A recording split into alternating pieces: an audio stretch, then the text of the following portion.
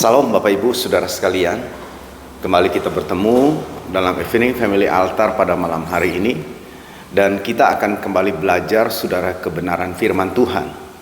Saya memandang ini sesuatu yang sangat penting untuk melengkapi kita saudara tentang pengetahuan firman. Tentu harapan saya ini bukan hanya sekedar melengkapi kita jadi kita tahu, jadi kita mengerti, tetapi juga saya berharap ini menjadi sebuah pengalaman yang nyata dalam kehidupan kerohanian kita. Nah, itu sebabnya mari dengan segenap hati, dengan sungguh-sungguh kita akan ikut bersama-sama Evening Family Altar pada malam hari ini. Mari sebelumnya kita mau berdoa. Terima kasih Tuhan Yesus buat malam hari ini. Oleh kemurahan-Mu Tuhan berikan kami waktu untuk kembali kami beribadah lewat Eva pada malam hari ini. Tuhan, kami serahkan Eva ini, Tuhan tolong, Tuhan pimpin dari awal sampai akhirnya.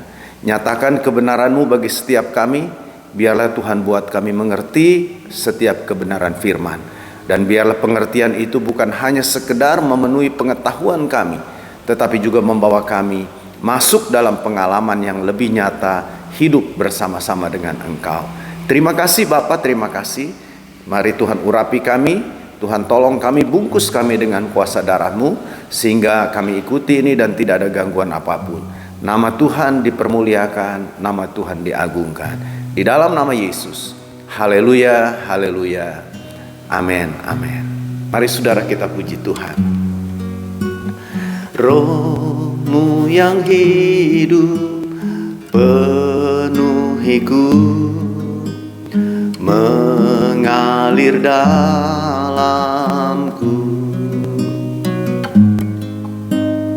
Jiwaku tenang bersama-Mu dalam naungan-Mu. Roh-Mu yang hidup, Roh-Mu yang hidup penuhiku, mengalir dalamku. Jiwaku tenang bersama-Mu dalam naungan-Mu. Ku buka hati untuk jamahan-Mu, berserah penuh di hadirat-Mu. Kau ambil alih seluruh hidupku, di altar-Mu menyembah-Mu.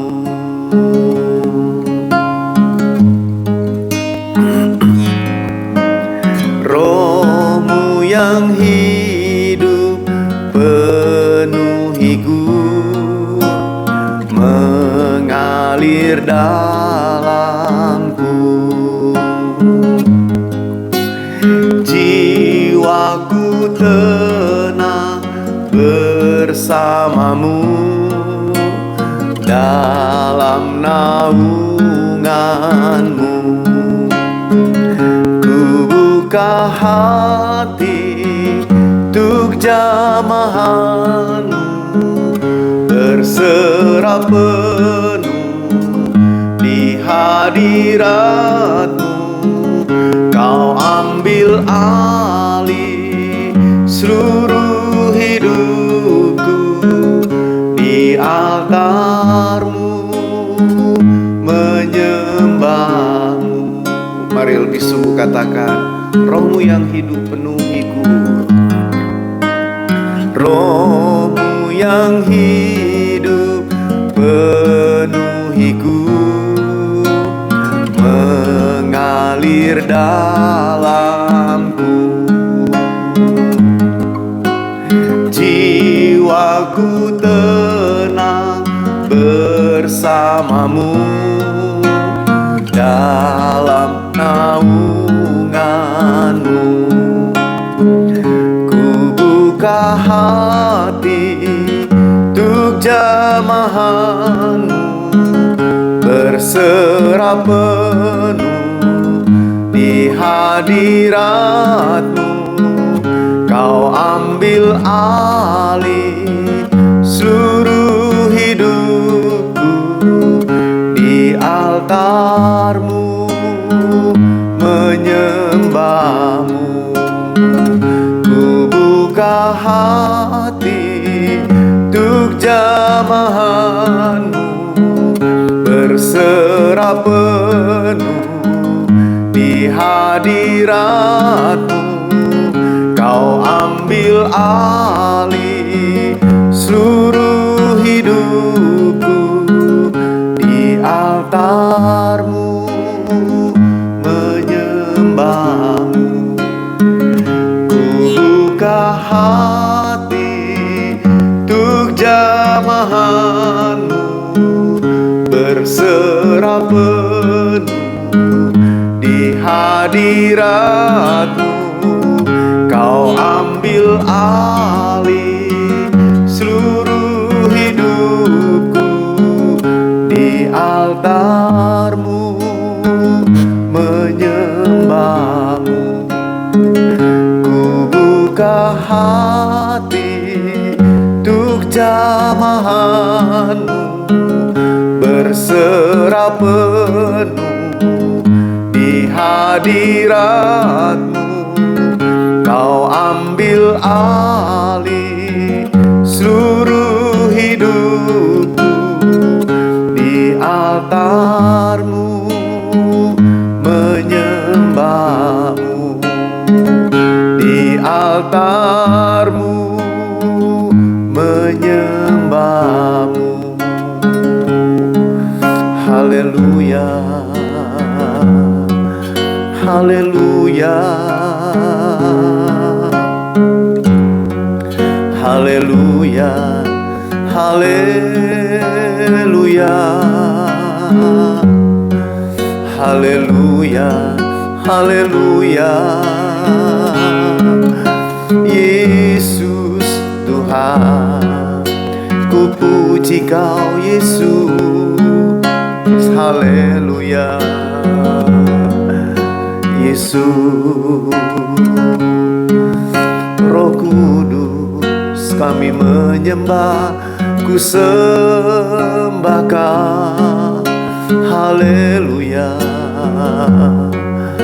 haleluya, haleluya, haleluya, haleluya, haleluya. Yesus, oh Yesus Tuhan ditinggikan atas segala alam, dimuliakan naik ke surga, berikan Roh Kudusnya. Yesus Tuhan ditinggikan atas segala alam, dimuliakan naik ke surga. Berikan Roh Kudusnya, datanglah sekarang, penuhi kami dengan kuasa-Mu. Urapi kami sekarang ini dengan api Roh-Mu. Roh Kudus, ini hamba-Mu. Roh Kudus, penuhi hamba-Mu. Haleluya. Yesus Tuhan ditinggikan atas segala alam, dimuliakan naik ke surga. Berikan Roh Kudusnya, datanglah sekarang, penuhi kami dengan kuasa-Mu.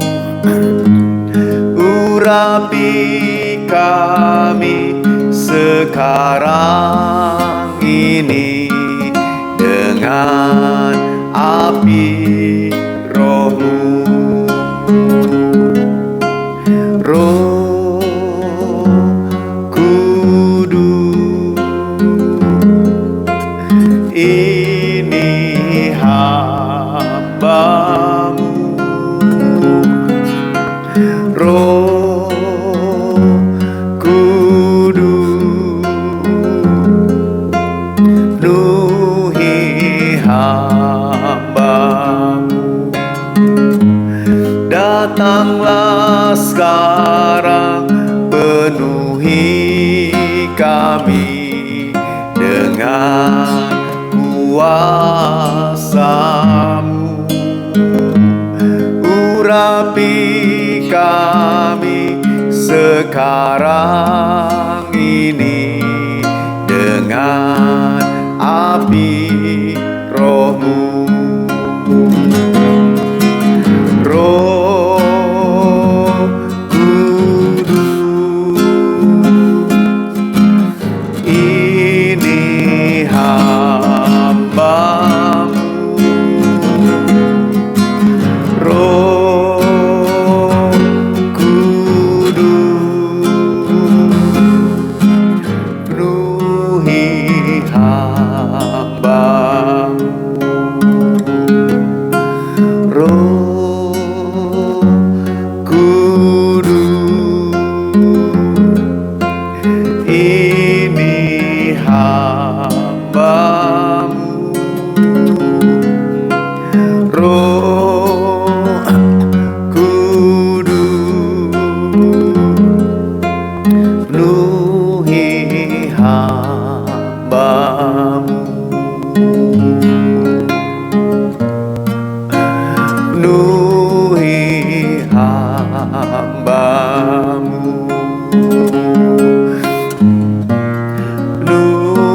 Penuhi hamba-Mu.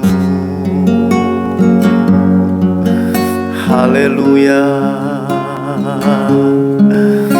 Roh Kudus, penuhi kami. Roh Kudus, penuhi kami. Haleluya, haleluya.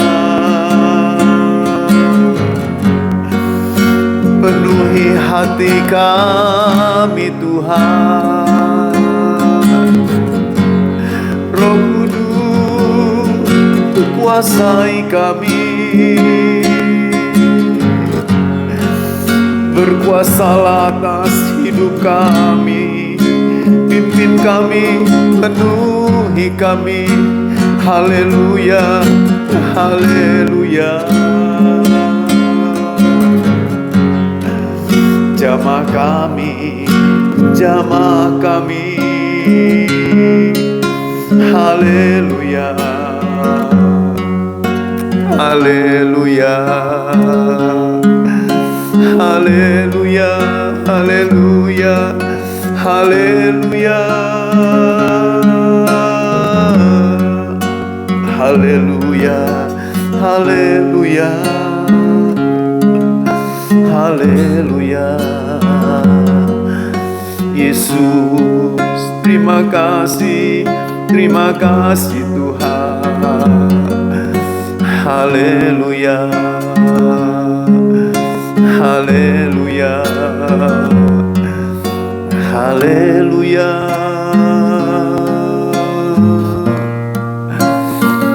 haleluya. Yesus Tuhan. Haleluya, haleluya, haleluya, haleluya, haleluya, haleluya, haleluya. Yesus, terima kasih Tuhan, terima kasih Yesus. Haleluya, oh haleluya Yesus. Haleluya, oh Yesus. Terima kasih Tuhan, terima kasih Yesus. Haleluya, oh Yesus. Oh, lingkupiku dengan sayapmu, naungiku dengan kuasa-Mu. Oh, lingkupiku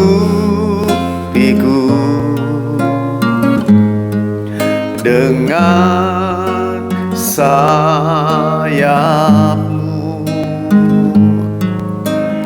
naungiku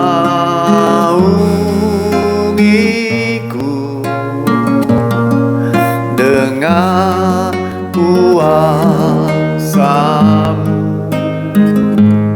Di saat badai bergelora, ku akan terbang bersamamu. Bapa, Kau Raja atas semesta, ku tenang sebab Kau Allahku. Di saat badai bergelora, ku akan terbang bersamamu. Bapa, Kau Raja atas semesta, ku tenang sebab Kau Allahku. Haleluya, lingkupiku dengan sayap-Mu, naungiku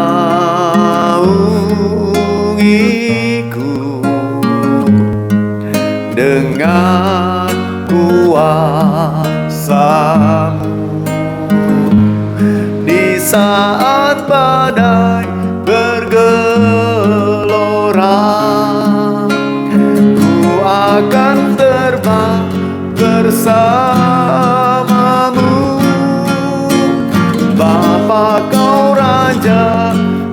atas semesta. Ku tenang sebab Kau Allahku. Di saat badai bergelora, ku akan terbang bersamamu. Bapa, Kau Raja atas semesta. Ku tenang sebab Kau Allahku. Ku tenang sebab Kau Allahku. Ku tenang sebab Kau Allahku.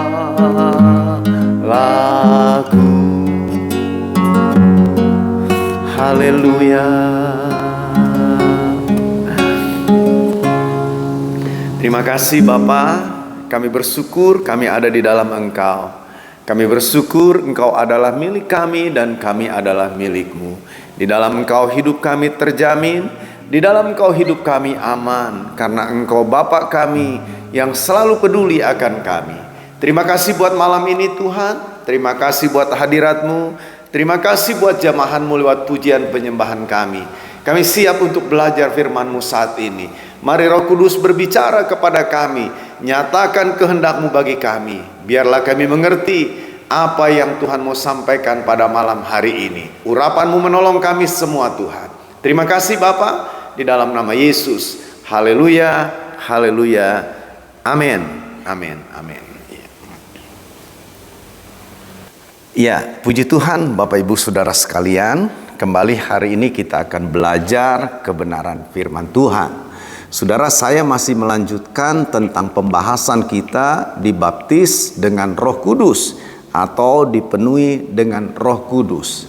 Nah, saudara-saudara, minggu lalu ada yang bertanya dari antara saudara, mengajukan pertanyaan saudara seputar tentang masalah baptisan Roh Kudus. Bagaimana pertanyaan itu? Saya akan bacakan untuk saudara. Artinya sebelum kita bahas ini saya mau kemukakan dulu pertanyaan itu. Bisa jadi pertanyaan itu menjadi pertanyaan saudara juga, begitu ya. Nah, pertanyaannya gini saudara. Salam Pak Gem, mohon maaf Pak, saya mau bertanya tentang baptisan Roh Kudus. Apakah ada tanda lain selain berbahasa roh bagi orang yang sudah dibaptis oleh Roh Kudus? Terima kasih. Jadi pertanyaannya kalau saya singkat, orang ini, jemaat ini, saudara bertanya, apakah orang yang dibaptis oleh Roh Kudus, tandanya itu ada tanda lain nggak selain berbahasa roh? Nah, kira-kira begitu saudara ya. Apakah bahasa roh ini memang satu-satunya tanda orang dipenuhi atau dibaptis dengan Roh Kudus, atau ada tanda yang lain? Nah, ini pertanyaan yang menurut saya menarik untuk kita mengerti. Saudara, untuk menjawab ini sebetulnya nanti akan ada juga uraiannya dalam uraian saya pada hari ini. Jadi saya pikir saudara tunggu sebentar, kita akan ikuti dulu uraian sebelumnya, nanti kita akan sampai juga kepada pertanyaan seperti itu ya. Nah, Bapak Ibu Saudara sekalian, minggu lalu saudara saya menyatakan bahwa dalam 1 Korintus 14 itu kita temukan sepertinya di sana Paulus saudara memberikan sebuah aturan bahwa di dalam pertemuan jemaat orang yang berbahasa roh itu dibatasi. Maksimal ada 3 orang katanya. Dan itu pun dibilang harus ada orang yang bisa menerjemahkannya. Kalau tidak ada yang bisa menerjemahkannya, sebaiknya nggak usah berbahasa roh. Kira-kira begitu saudara ya. Nah, ayat ini saudara memang menimbulkan diskusi lah, menimbulkan pro dan kontra, menimbulkan sedikit perdebatan. Akibatnya saudara muncullah ada satu sikap pernyataan yang menyatakan kalau begitu orang-orang gereja aliran Pentakosta atau karismatik atau sering juga disebut Neo Pentakosta itu ajarannya caranya salah, sesat berarti.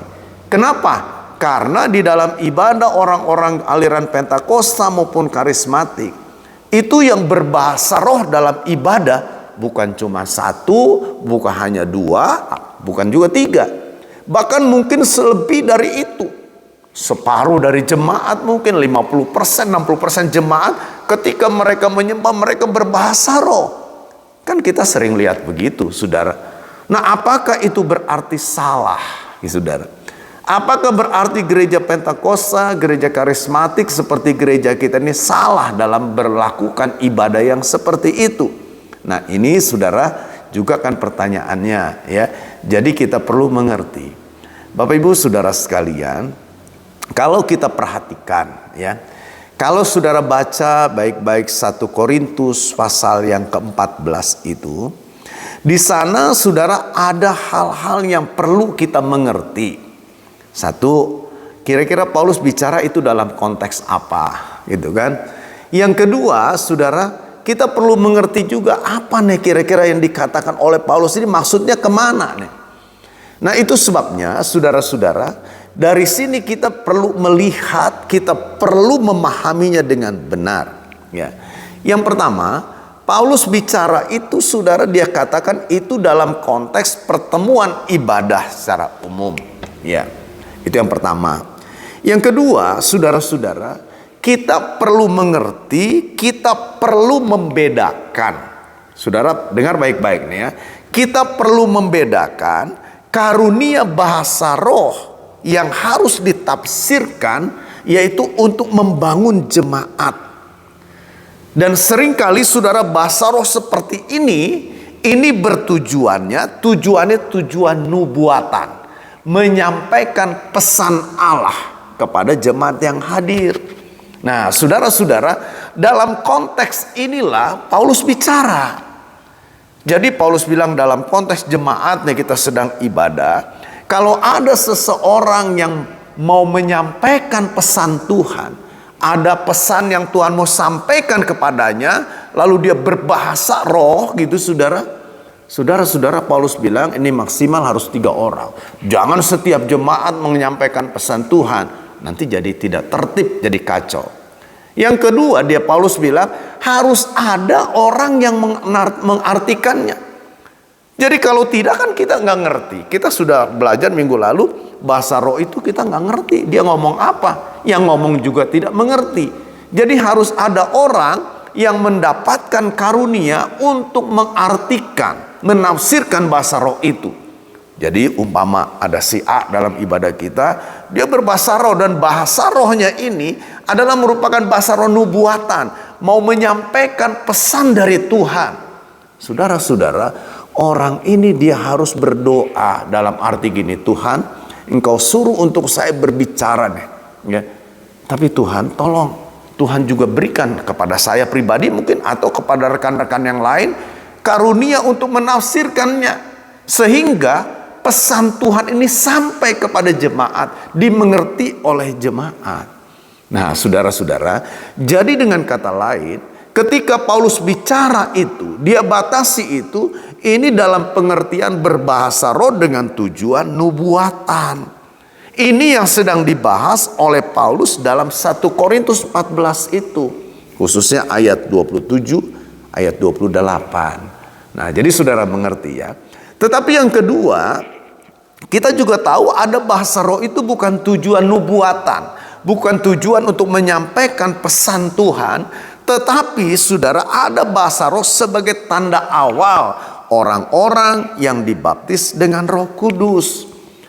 Kita tahu, kita sudah pelajari minggu lalu peristiwa Pentakosta, saudara. Kita lihat murid-murid yang 120 orang itu yang sedang kumpul, mereka semua bicara. Bukan cuma 1 orang, bukan cuma 2 orang, bukan hanya dibatasi 3 orang. Semua mereka berbicara bersama-sama, 120 orang murid itu. Nah, jadi saudara-saudara, apakah kita mau bilang, wah itu salah tuh, sesat tuh, Petrus dengan teman-temannya di Yerusalem itu sesat, nggak boleh itu. Saudara-saudara, tidak seperti itu. Lalu kalau kita lihat Kisah Rasul 19, saudara-saudara, di sana ada kurang lebih 12 orang yang bersama-sama mereka berbicara dalam bahasa roh. Dan saudara perlu tahu, baik dalam Kisah Rasul pasal 2 maupun pasal 9, ini adalah bahasa roh dengan tujuan pujian, penyembahan kepada Allah. Nah, saudara-saudara, bahasa roh yang seperti ini sebagai tanda awal baptisan dari Roh Kudus yang fungsinya membangun kerohanian kita, yang fungsinya saudara membawa kita kepada kedewasaan. Maka saudara bisa dilakukan bersama-sama di dalam ibadah, seperti halnya pada hari Pentakosta dalam Kisah Rasul pasal 2 itu. Ya, jadi saudara lihat, kita mengerti apa maksud Paulus yang dikatakan dalam 1 Korintus 14 itu.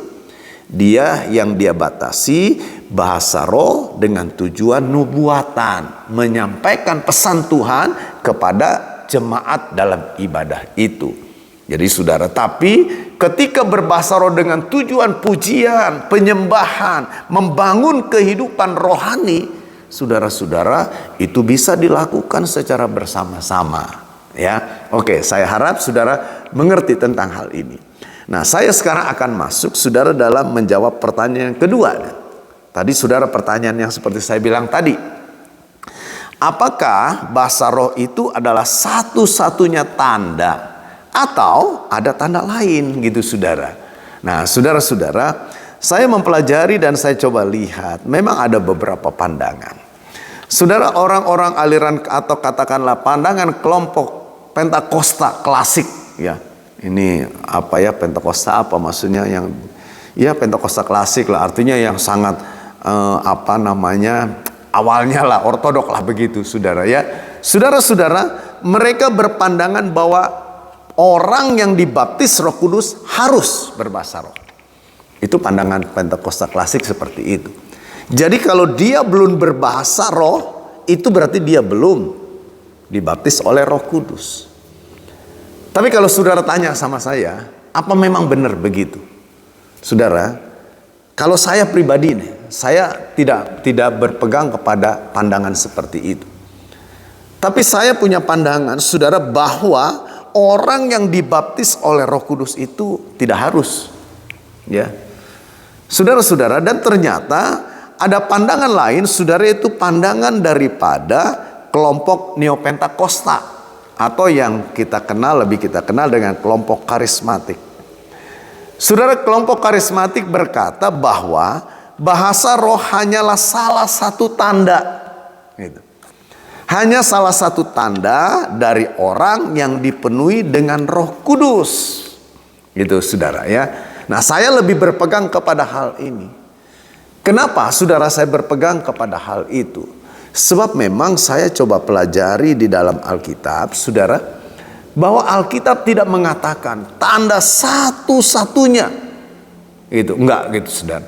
Tetapi juga memang Alkitab juga tidak katakan, saudara, bahwa ya, mereka yang tidak berbahasa roh itu, gitu ya, wah, mereka belum dibaptis oleh Roh Kudus. Tidak ada juga. Nah, jadi saya ingin supaya kita coba jujur melihat apa yang Alkitab katakan. Kan patokan kita itu adalah Alkitab. Jadi saudara, karena itu saya berpandangan bahwa tanda dipenuhi, dibaptiskan dengan Roh Kudus, berbahasa roh itu hanyalah salah satu tanda dari tanda-tanda yang lain. Nanti kita akan lihat apa sih tujuannya, saudara. Bahasa roh itu sebetulnya untuk apa, gunanya apa sih bagi kita, gitu ya. Nah, dari situ kita akan lebih mengerti nantinya. Jadi kalau ditanya apakah harus berbahasa roh, saudara, tidak juga. Saya membaca, saudara, buku yang ditulis oleh Pendeta Dr. H.L. Senduk, itu pendiri GBI. Saudara, dia katakan begini, banyak tanda baptisan Roh Kudus. Ya, jadi banyak tanda, saudara, dari baptisan Roh Kudus. Salah satunya termasuk bahasa roh. Itu sebabnya di awal kan saya katakan GBI punya pengakuan iman, menyebutkan bahwa bahasa roh itu adalah tanda awal. Jadi saudara, orang percaya didorong untuk mendapatkannya. Nah, ini yang saudara perlu tahu. Berbahasa roh itu adalah karunia Tuhan. Tuhan yang berikan. Tuhan sediakan kepada mereka yang sudah disucikan hatinya, kepada mereka yang haus akan hal ini, Tuhan sediakan. Nah, kalau sudah disediakan, kenapa sih kita tidak minta saja gitu, saudara? Jadi jangan kita berkata, sudahlah karena bukan tanda satu-satunya, udahlah nggak perlulah itu gitu. Saudara, menurut saya itu pikiran yang salah ya kalau memang seperti itu. Saudara-saudara, jadi kita sebagai orang-orang yang percaya, kita harus mendorong diri kita untuk mendapatkannya. Untuk kita mengalami hal itu.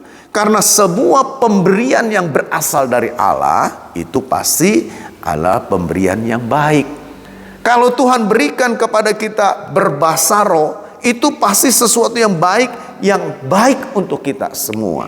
Nah, jadi saudara-saudara, Tuhan tentu memberikan bahasa roh itu dengan tujuan yang baik, untuk maksud membangun kerohanian kita, membangun kehidupan kita dari hari ke hari bertumbuh menjadi semakin dewasa. Nah, jadi saudara-saudara, kalau kita mengerti seperti ini, mungkin saudara kita tidak lagi bertanya, apakah saya harus berbahasa roh? Gitu kan? Mungkin bukan itu pertanyaannya. Tapi pertanyaannya sebaliknya mungkin harus kita ganti. Maukah saudara berbahasa roh gitu? Jadi bukan masalah haruskah saya berbahasa roh, tapi saya lebih senang kalau saya bertanya, mau gak saudara berbahasa roh? Saudara-saudara, ini kan andai kata kita bilang nggak harus kita berbahasa roh, ya sudah, nggak perlu kan? Ya sudah, kita santai-santai saja. Padahal di sisi yang lain kita lihat ada sesuatu yang penting yang Tuhan berikan lewat bahasa roh itu. Jadi pertanyaannya harusnya saudara, mau nggak saudara berbahasa roh itu?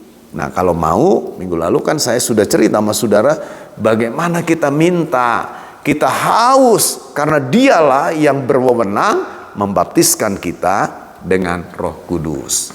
Saya berharap pertanyaan itu terjawab ya. Jadi sekali lagi kalau ditanya apakah memang harus? Tentu tidak. Itu hanya salah satu tanda. Ada banyak tanda-tanda orang yang dibaptiskan dengan Roh Kudus. Salah satunya bahasa roh itu. Saudara, bukan berarti karena itu hanya salah satu, ya sudahlah, nggak perlu. Nah, itu sebabnya saya bilang tadi, pertanyaannya, mau nggak saudara ngalami itu? Mau nggak saudara berbahasa roh itu? Nah, kalau saudara mau, mari dorong diri saudara sungguh-sungguh minta. Dan saya percaya Tuhan pasti akan berikan itu kepada kita. Ya, oke. Saya akan lanjutkan. Saudara-saudara, bahasa roh itu perlu digunakan secara kontinu, secara terus-menerus. Kenapa? Ya. Kalau kita baca dalam 1 Korintus 14. Mari saya akan coba baca ayat ini ya. 1 Korintus pasal yang ke-14. Kalau saudara ada Alkitab dekat saudara atau saudara bisa buka lewat handphone saudara, kita lihat ayat yang kelima. Dibilang begini, aku suka, ini perkataan Paulus ya, aku suka supaya kamu semua berkata-kata dengan bahasa roh. Jadi Paulus katakan, aku suka kamu semua itu berkata-kata dengan bahasa roh. Tetapi lebih daripada itu supaya kamu bernubuat ya. Tetapi bukan berarti saudara bahasa roh itu nggak perlu. Tapi di awal dia bilang aku suka supaya kamu itu, dia bilang berbahasa roh. Jadi saudara, bahasa roh itu mari kita gunakan saat kita memuji dia, saat kita menyembah dia. Karena saudara ada faedahnya. Coba kita lihat dulu ayat 18-nya. Ayat 18 bilang apa? Bunyinya begini, saya bacakan ya, 1 Korintus 14. Aku mengucap syukur kepada Allah, Paulus bilang, bahwa aku berkata-kata dengan bahasa roh lebih daripada kamu semua. Jadi Paulus saudara yang membuat aturan itu kan, dia bilang aku berbahasa roh lebih dari kamu semua. Jadi dengan kata lain dia gunakan itu saudara secara terus menerus. Dalam ayat yang ke-39-nya dia berkata begini, karena itu saudara-saudara, usahakanlah dirimu untuk memperoleh karunia bernubuat dan janganlah melarang orang yang berkata-kata dengan bahasa roh. Jadi saudara-saudara nggak boleh dilarang. Karena itu sebabnya biarlah kita menggunakan itu. Karena saudara ada gunanya, ada faedah, dalam kita berbahasa roh ada yang kita dapatkan. Apa saja? Saudara-saudara, di sini ada catatan, ada 9 faedahnya. Secara cepat saya katakan, saudara, itu yang pertama, orang yang berbahasa roh sebagai tanda dia dibaptis dengan Roh Kudus. Yang kedua, saudara, faedahnya menolong kita ketika kita lemah. Saudara, Roma 8 ayat 26, kita nggak tahu nih doa mau ngomong apa lagi sama Tuhan. Roh Kudus yang akan berbicara, katanya gitu, saudara. Dia berbicara, menyampaikan keluhan-keluhan hati kita, jiwa kita kepada Allah. Yang ketiga, berbahasa roh itu akan membangun iman kita, menjadikan rohani kita menjadi kuat. 1 Korintus 14 ayat 4, Yudas 1 ayat 20. Saudara bisa lihat, nanti saudara bisa baca. Lalu juga saudara, kita faedah dari berbahasa roh membuat kita lebih peka secara rohani. Jadi saudara, ada kepekaan yang lebih, kepekaan kita terhadap Tuhan akan lebih gitu.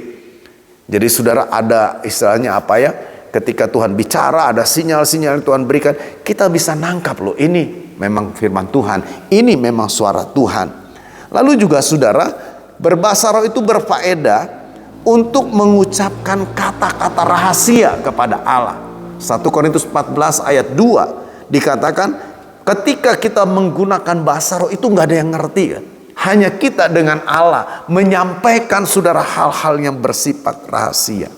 Dan juga saya berpikir faedah berikutnya, orang yang berbahasa roh itu akan semakin membuat mulut kita nih, kata-kata kita ini semakin dikuduskan, semakin disucikan. Jadi nggak sembarangan kita ngomong begitu saudara. Kata-kata yang kotor itu pasti akan hilang lah, katakan, dari mulut kita ini. Karena kata-kata kita gunakan untuk memuliakan Allah. Juga saudara, dikatakan faedahnya dalam perjanjian lama, dia menyegarkan roh kita. Saudara-saudara, harus kita akui, ada saatnya kita lemah kan, ada saatnya kita nggak berdaya, aduh kayaknya gimana gitu saudara. Tapi ketika kita duduk, kita menyembah Tuhan dan kita berbahasa roh, saudara, ada satu kesegaran yang bisa membangkitkan kembali gairah kita. Dan itu sesuatu yang pasti saudara. Dan faedah bahasa roh kita gunakan untuk memuji Allah, meninggikan Allah, menyembah Allah, bersyukur kepada Allah. Nah, jadi saudara, itu dengan bahasa yang sangat menyenangkan hati Tuhan. Jadi Bapak Ibu saudara sekalian, baptisan Roh Kudus bermanfaat bagi kita gitu ya. Dia sangat bermanfaat bagi kita. Lalu saudara, baptisan Roh Kudus bukanlah merupakan sebuah puncak dari pengalaman rohani. Jadi jangan saudara pikir ketika kita sudah dibaptis Roh Kudus lalu kita berbahasa roh, saudara, kita pikir wah saya sudah sampai di puncak tertinggi kehidupan rohani. Salah kalau kita berpikir begitu saudara ya. Bahkan saudara, saya katakan ini hanyalah merupakan pintu awal untuk kita masuk ke dalam berbagai jenis pelayanan dalam roh. Jadi sekali lagi saudara, jangan sampai kita berpikir bahwa wah ketika saya sudah berbahasa roh maka saya sudah sampai di puncak tertinggi kehidupan rohani. Itu salah saudara. Saudara, dalam 1 Korintus pasal 12 Paulus menjelaskan di sana ada banyak karunia-karunia. Ada 9 karunia. Ya. Nah jadi saudara, dibaptis dengan Roh Kudus ini adalah sebuah pintu masuk ke dalam berjenis-jenis pelayanan dalam roh yang disebutkan dalam 1 Korintus 12 itu. Ada saudara karunia-karunia rohani. Kalau saudara baca baik-baik, paling tidak ada 9 karunia rohani. Nah dari 9 karunia rohani itu, kalau kita perhatikan, kita bisa kelompokkan menjadi 3 kelompok. Yang pertama, karunia pernyataan ya. Ini karunia untuk mengucapkan kata-kata hikmat. Nanti mungkin kesempatan lain saya akan coba jelaskan apa sih kata-kata hikmat. Tapi ini kita dalam kaitan dengan dipenuhi Roh Kudus, dibaptis Roh Kudus. Ya, jadi yang pertama itu dapat kita katakan karunia pernyataan. Yaitu karunia untuk mengucapkan kata-kata hikmat, kata-kata pengetahuan, dan juga membedakan roh. Lalu yang kedua kita bisa sebutkan karunia kuasa Apa saja karunia kuasa? Karunia untuk melakukan tanda-tanda ajaib, yaitu karunia iman. Lalu karunia menyembuhkan, karunia mujizat. Ya, saya bilang nanti saya akan coba jelaskan kesempatan lain ya tentang 9 karunia itu. Lalu yang ketiga, ada karunia pengungkapan. Karunia ini saudara untuk mengungkapkan hal-hal yang tersembunyi. Ya. Apa saja itu karunia itu? Karunia nubuat, karunia bahasa roh, dan menafsirkan bahasa roh. Nah, jadi dari 9 itu kalau kita mau kelompokkan jadi 3 kelompok ini. Tiga kelompok ini. Karunia penyataan, karunia kuasa, karunia pengungkapan. Nah, jadi saudara-saudara, semua karunia tersebut dalam pelaksanaannya memang seringkali bekerja sama dan tidak dapat dipisahkan, tidak terpisahkan. Bisa jadi saudara itu bekerja secara bersama-sama. Nah, karunia-karunia roh ini bukan sesuatu yang wajar, yang dapat dipelajari secara alamiah gitu saudara. Seperti umpama saudara belajar nulis gitu kan, saudara belajar tulis, belajar baca, kan saudara itu bisa dipelajari. Tetapi karunia-karunia roh ini bukan sesuatu yang dapat dipelajari. Oh, bagaimana ya supaya saya bisa memiliki karunia kuasa? Oh, dipelajari dalam arti begini. Yang pertama harus begini. Enggak, saudara. Itu adalah pemberian Allah, ya. Jadi saudara-saudara, karunia-karunia roh ini bukan sesuatu yang wajar dalam arti dapat dipelajari karena bersifat alamiah, bukan. Tetapi saudara, merupakan manifestasi ilahi yang nyata secara supranatural. Jadi bukan secara natural itu biasa ya, ilmiah, tidak. Tapi supra, di atasnya saudara, sesuatu yang mungkin tidak bisa kita terima dengan akal manusia gitu. Saudara-saudara, orang yang mendapat karunia itu adalah orang-orang yang dibaptis dengan Roh Kudus gitu saudara ya. Nah, jadi kita lihat keterkaitannya kan. Jadi tadi di awal kan saya bilang bahwa baptisan Roh Kudus bukan puncak kerohanian kita, tapi pintu masuk untuk kita masuk saudara dalam pelayanan-pelayanan yang bersifat karunia roh itu. Ada 3 kelompok itu kan. Nah, jadi saudara-saudara, orang-orang yang mendapatkan karunia-karunia roh itu, mereka itu adalah orang-orang yang dipenuhi oleh Roh Kudus. Nah, Bapak Ibu Saudara sekalian, jadi ada hal juga yang perlu penting. Ini pernah disinggung juga di awal oleh Saudari Yolanda ya. Bahwa saudara-saudara, karunia roh yang kita terima dari Tuhan ini harus diimbangi ya. Jadi karunia roh untuk melayani itu harus ada yang mengimbangi. Apa yang mengimbanginya? Yaitu buah-buah roh. Nah, Bapak Ibu Saudara sekalian, ini yang seringkali saudara menjadi cemoohan ya. Dibilang orang berbahasa roh, katanya sudah berbahasa roh kok, tapi tidak nyata buah-buah rohnya. Itu sebabnya saya mau katakan, walaupun ini memang 2 hal yang berbeda, tetapi sudah seharusnya ketika seseorang mulai terlibat dalam pelayanan roh, terlibat dalam pelayanan karunia roh itu, saudara-saudara, maka karunia rohani itu, karunia roh itu harus diimbangi dengan buah-buah roh. Seperti Galatia pasal 5 itu ya, ayat 22 sampai 23. Ketika Roh Kudus saudara memenuhi hidup seseorang, membaptiskan seseorang, maka ia akan bekerja. Ya, waktu lalu Yolanda bilang ada bekerja keluar. Artinya dengan memberikan karunia-karunia roh ya, ke dalam orang itu ada sesuatu yang keluar. Lalu saudara, ada juga yang bekerja ke dalam. Apa yang ke dalam kita ini? Dia memunculkan buah-buah roh itu. Jadi gini saudara, ketika saya dibaptis oleh Roh Kudus, maka saudara, Roh Kudus yang memenuhi saya itu dia bekerja melalui hidup saya keluar, saya menjadi saksi. Tetapi juga dia bekerja juga di dalam saya, memunculkan buah-buah roh dari hidup saya ini. Jadi 2 hal ini saudara akan terjadi, harusnya terjadi. Buah roh bukan sifatnya juga alamiah. tetapi karakter orang percaya yang dibaharui karena melekat pada Kristus. Gitu saudara ya. Jadi saudara harus mengerti ini. Roh Kudus membaptis seseorang, lalu Roh Kudus yang membaptis seseorang itu dia bekerja dalam diri kita sehingga keluar. Untuk keluar artinya menjadi saksi, memberitakan Kristus. Tapi ke dalam kita dia juga bekerja memunculkan buah-buah roh itu. Saudara, apa sih buah roh itu? Buah roh itu dalam Galatia pasal 5 itu, kalau kita lihat itu adalah karakter yang baru. Boleh kita sebut karakter ilahi saudara, dan itu muncul karena Roh Kudus membawa kita semakin melekat kepada Kristus.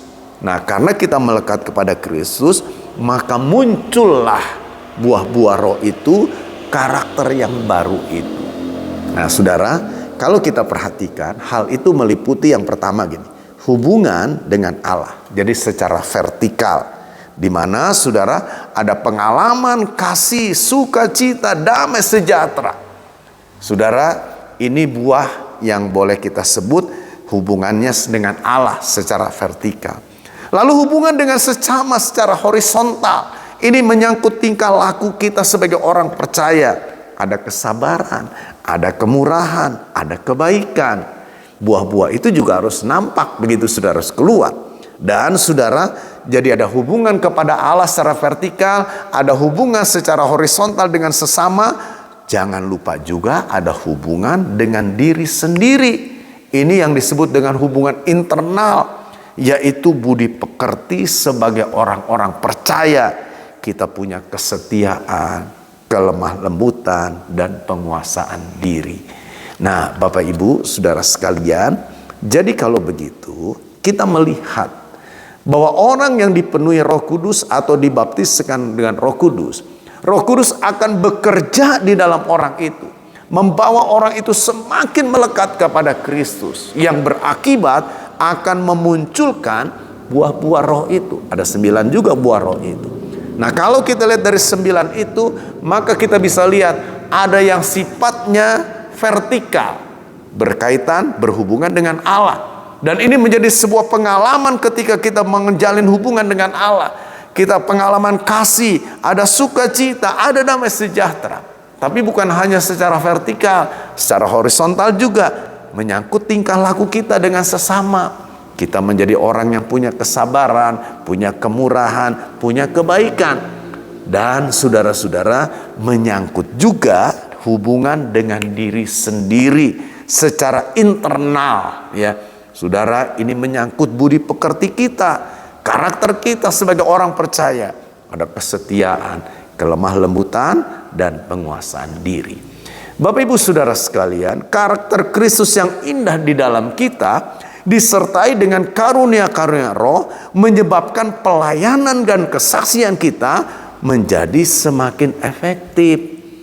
Kan ingat di awal saya bilang, kita dibaptis, dipenuhi Roh Kudus, tujuannya supaya kita punya kuasa untuk menjadi saksi. Bukan untuk gaya-gayaannya, untuk menjadi saksi. Dan ketika Roh Kudus memenuhi kita, maka kita punya kuasa untuk keluar, menyatakan Kristus kepada dunia ini. Tapi juga ditopang, saudara, oleh pribadi kita yang nyata, yang mengeluarkan buah-buah roh itu. Nah, jadi Bapak Ibu saudara sekalian, saya mau katakan dengan sungguh-sungguh betapa pentingnya saudara punya pengalaman ini. Jadi sekali lagi, bukan berarti karena saya bilang tadi bahasa roh bukan satu-satunya tanda, itu memang benar begitu, tapi bukan berarti saudara pikir nggak perlulah kalau begitu. Kenapa sih kita nggak minta? Jadi saya bilang pertanyaan, saudara mau tidak gitu kan? Ketika saudara mau membuka hati dengan sungguh-sungguh, saya sangat percaya saudara, Tuhan akan memberikan itu kepada kita.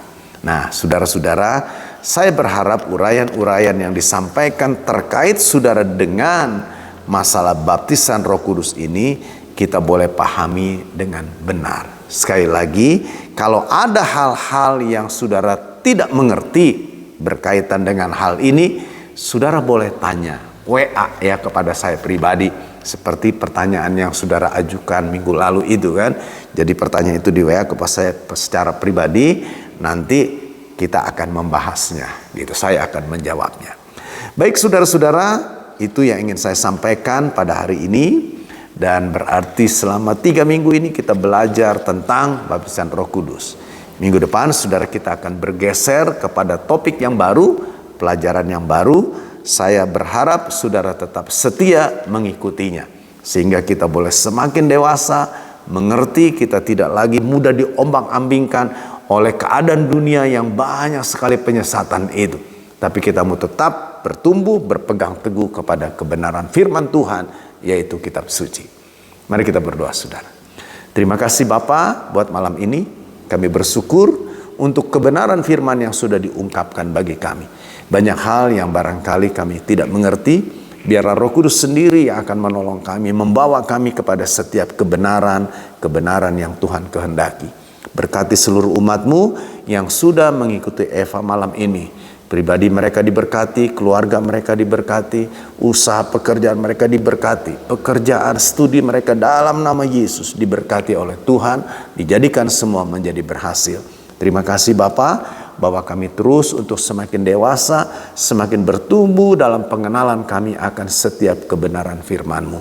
Terpujilah nama-Mu Tuhan, inilah doa kami dan inilah syukur kami kepadamu di dalam nama Tuhan Yesus Kristus. Haleluya, haleluya, amin, amin.